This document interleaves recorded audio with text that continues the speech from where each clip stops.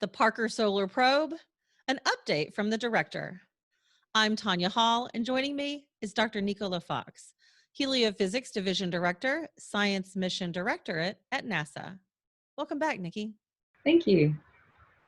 You've been a part of the Parker Solar Probe mission for almost a decade. Hard to believe. Start by giving us a quick review of your involvement with the probe and the mission over that time. So actually, you're right. It is a decade, and as you said it, I was like, "Oh no, it's not that long." But you're right. It is a decade. I did join the mission in 2010, and so I started off as the assistant project scientist, and then became the project scientist a few months later, and took the mission from what we call phase A. So the instruments were selected, and the spacecraft was starting to be designed. All the science was kind of already selected and honed into requirements, and so we were really in the process of putting a mission together that would deliver that science. And so I continued that all the way through launch on a beautiful August morning, 3:30 in the morning, 2018.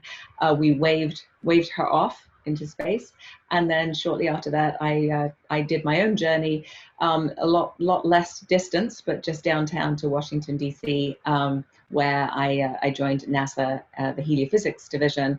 And so now Parker Solar Probe is one of many missions that we have in a very active, very vibrant portfolio at NASA. Remind our audience what the goals of the mission are. So Parker Solar Probe is really going to answer questions that have been around for decades, things that have totally puzzled scientists. Big ones are, why is the corona, that hazy region that you see around the sun during a total solar eclipse, that is about 300 times hotter than the surface of the sun. And so there's some processes that are going on in that region that are causing incredible heating. Until now, we've looked at the sun, we've measured it in every wavelength, but until Parker Solar Probe, we've never actually dared to kind of dive through that really, really intense region. The other big question is where we see this real sudden heating. It also, the plasma or the material, the solar material, gets really, really energized and can pull away from the giant pull of that star and moves away and bathes all of the planets. It actually shapes our sort of our protective bubble in the Milky Way.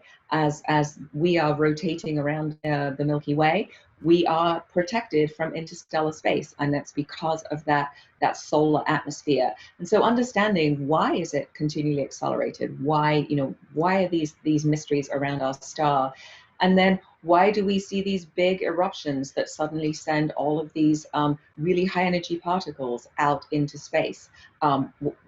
What's going on? And so they're the three big things that Parker Solar Probe is setting out to answer. In fact, the Parker Solar Probe just completed another approach to the sun and broke some records in the process. Can you tell us about that?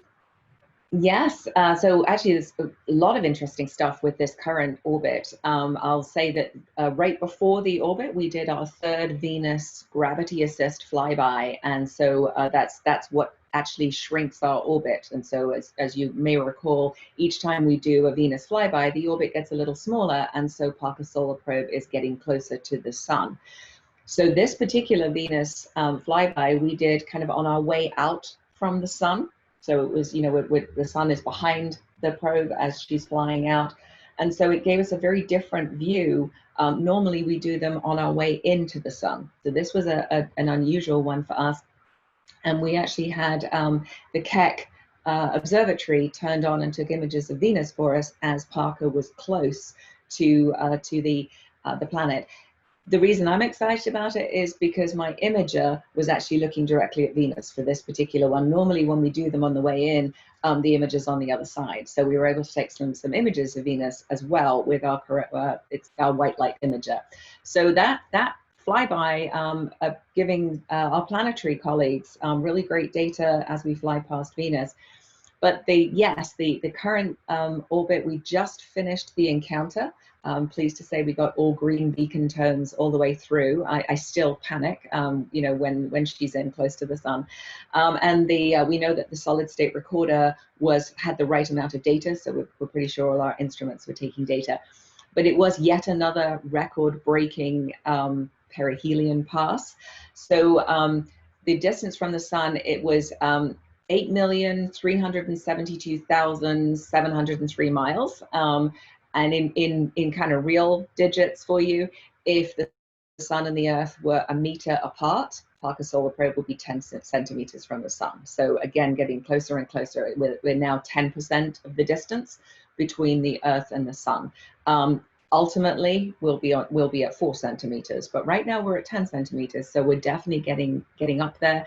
And our speed record, we were about 290,000 miles an hour. So not over half of our top speed we've already achieved. So very excited. So that's why we're happy then about the status A message the probe sent us, right? Yes, absolutely. We always want beacon tone A. That's right. You've got a good memory.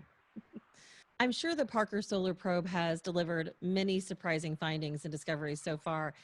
Is there one that stands out that might be maybe most important for us back on Earth? So that's an interesting question. I mean, any of the better we understand our star, clearly it has a big impact. But I'll answer a slightly different question, which is what did we find the most surprising? And that is that on our very first couple of orbits, we started seeing really unusual behavior of our star. So things like, we didn't think we were going to make groundbreaking science until we got much closer to the sun. So we found that some of this activity and some of these sort of unusual processes are happening further away from the sun than our models had originally predicted. So, we were all about we've got to go all the way in, we've got to get really, really close. We need to get to that 4 centimeter mark on our meter scale to really start unlocking some of these mysteries. Well, we were getting unusual behavior that is certainly like a smoking gun towards those big questions. And we were getting it on our first couple of orbits. So, as the solar wind moves away from the sun, if you think about sort of a child on a carousel, the closer to the edge you get, the faster you're moving. If you jump off, you will actually be continuing to go in a straight line. You'll no longer sort of be following the carousel. And this transition between sort of the rotation and then the straight flow, we thought that was going to be really close to the sun. We saw that transition region on our first couple of orbits when we were considerably further away from the sun.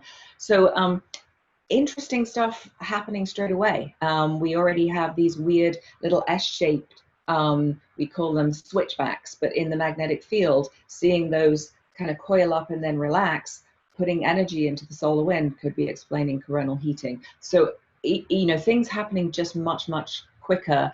And we'll see more and more of these as we get closer, and we'll see new stuff as we get closer. But being able to get answers to some of those big questions from the very beginning and not needing to go to orbit 21, 22, 23 to be able to do that is really amazing. Dr. Nicola Fox, Heliophysics Division Director, Science Mission Directorate at NASA. If somebody wants to connect with you, Nikki, what's the best way they can do that? So you can follow me on Twitter, SolarGirl2018, and of course, finding out anything from NASA, NASA Sun, at NASA Sun on Twitter, at NASA Sun Science on Facebook, and as always, nasa.gov, the best website for all things NASA. Sounds great. Thanks again. And find more of my interviews right here or at tonyahall.net. Thanks for watching.